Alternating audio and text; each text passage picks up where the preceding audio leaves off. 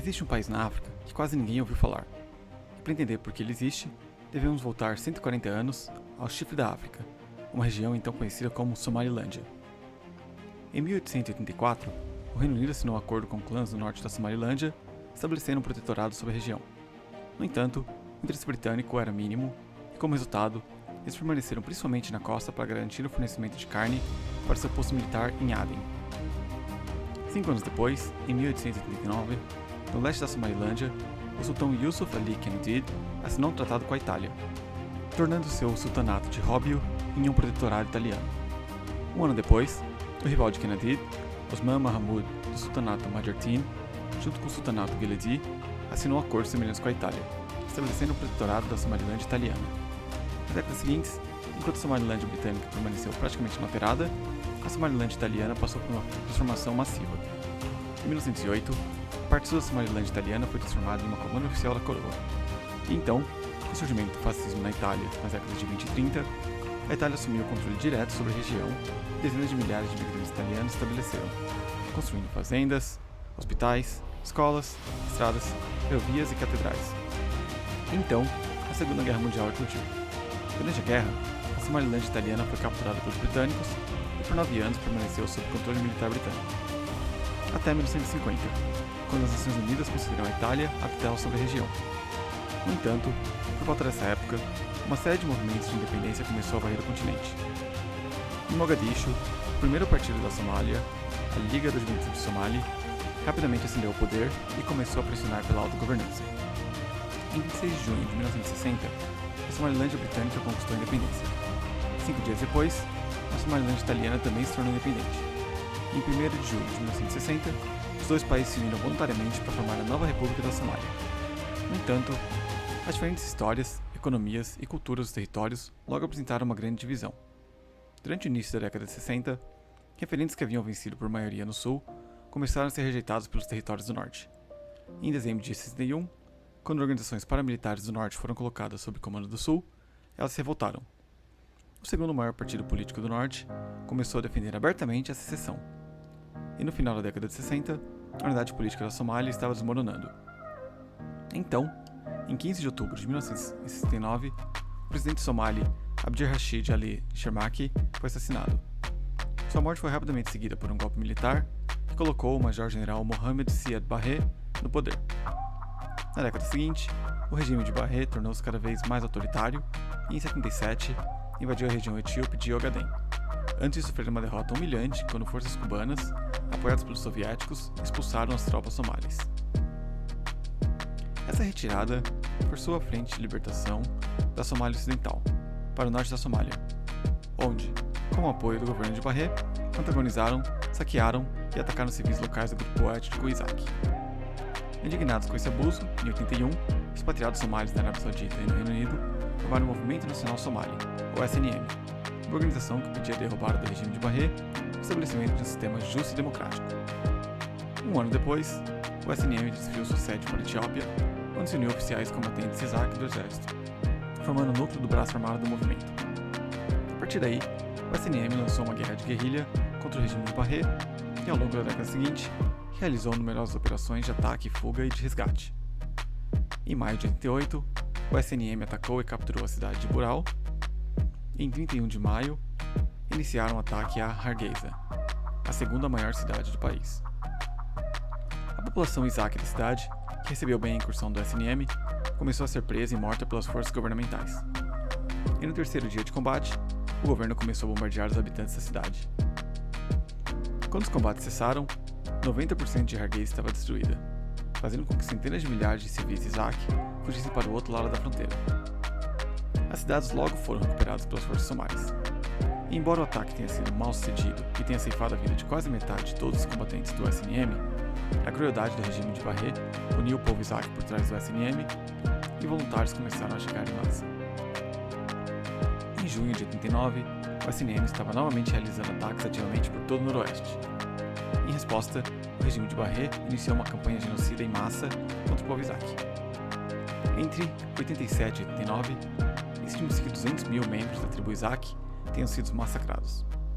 Felizmente, no início de 91, o SNM havia assumido o controle. sobre a grande maioria do noroeste da Somália e iniciou negociações de paz com os clãs do norte. Enquanto isso, no sul da Somália, outra organização rebelde chamada Congresso Somali Unido estava cercando Mogadishu. Em 26 de janeiro de 91, o regime de Barre caiu, com Barre fugindo de Mogadishu para o Quênia. Esse colapso deixou um vácuo no poder, e logo grupos de oposição começaram a competir por influência. Enquanto isso, no norte, o SNC e os clãs do norte chegaram a um acordo e, em 18 de maio de 91, declararam a independência do resto da Somália como a nova República da Somalilândia.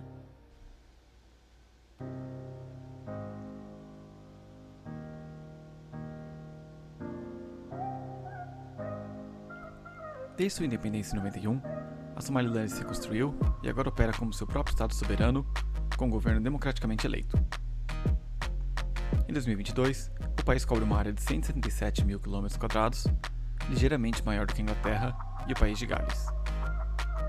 Tem a população em rápido crescimento, de cerca de 5,7 milhões de pessoas, um pouco menos que a Dinamarca. Sua economia, que depende quase inteiramente da pecuária, agricultura e pesca, tem um PIB de 2,6 bilhões de dólares. O país possui centenas de escolas, com mais de 200 mil alunos de ensino fundamental e médio, além de 7 universidades públicas e 35 privadas. A religião oficial da Somalilândia é o Islã, sua língua oficial o Somali, e possui sua própria constituição, bandeira, moeda, passaportes e hino nacional. Como Estado unitário e república presidencial, a Somalilândia tem um presidente, um vice-presidente, conselho de ministros e um parlamento, composto por uma Câmara de Anciãos, uma Câmara de Representantes e o presidente, que é eleito pelo povo e pode cumprir no máximo 2 mandatos de 5 anos. Enquanto os membros do parlamento são eleitos pelas comunidades e pelos povos locais e servem por mandatos de 5 e 6 anos.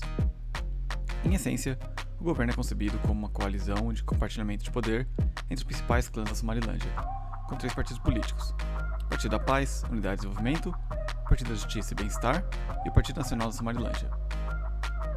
Embora longe de ser perfeita, a democracia da Somalilândia serve como luz de liberdade e estabilidade em uma região devastada por conflitos internos e amplamente desprovida de direitos políticos e liberdades civis. Também é seu próprio país em praticamente todos os aspectos. Apesar disso, não é reconhecido internacionalmente, por uma série de razões. Muitos países têm laços econômicos e políticos com a Somália e não estão dispostos a sacrificar, e muitos temem que reconhecer a Somalilândia levaria a outros movimentos separatistas em toda a África. E em países como os Estados Unidos e muitos países da União Europeia, que estão tentando estabilizar a Somália, reconhecer a Somalilândia apenas complicaria a situação. Como resultado, nenhum país no mundo reconheceu formalmente a Somalilândia. Apesar disso, a Somalilândia mantém relações internacionais com vários países, incluindo Quênia, Etiópia, Turquia, Emirados Árabes, Taiwan e Reino Unido, muitos dos quais têm consulados ou escritórios de representantes no país.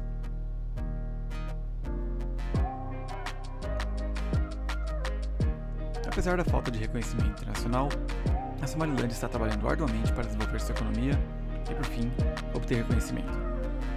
O país tem alto potencial tanto para reservas de petróleo e gás onshore quanto offshore, bem como minerais metálicos como ouro, cobre, ferro, estanho e chumbo. Também possui grandes depósitos conhecidos de minerais industriais, como gipsita e feldspato, além de pedras decorativas como jade e quartzo. A Somalilândia está trabalhando para atrair investidores internacionais para minerar e exportar esses recursos, além de estabelecer plantas de manufatura. E para isso, está trabalhando na melhoria de sua infraestrutura rodoviária e energética. Além disso, a Somalilândia está situada ao longo de uma das rotas de navegação mais movimentadas do mundo. Está tentando capitalizar isso para se tornar um centro global de comércio, ligando o interior da África ao resto do mundo. Em 2016, assinou um acordo de 442 milhões de dólares com a operadora portuária de Dubai, DP World, para estabelecer um centro regional de comércio e logística no porto de Berbera, para ajudar a alcançar esse objetivo. E por fim, a Somalilândia é rica em atrações naturais e pré-históricas, que espera atrair para o turismo. Como um país que surgiu das cinzas da guerra e do genocídio para criar um sistema estável, pacífico e democrático de governo, a Somalilândia é verdadeiramente inspiradora. Temos a esperança de que nos próximos anos ela poderá realizar seu potencial e finalmente receber aceitação internacional. E se você gostou desse vídeo, se inscreva no nosso canal, deixe sua curtida e nos diga o que você quer assistir no futuro. Muito obrigado por assistir e eu vejo vocês na próxima. Um abraço!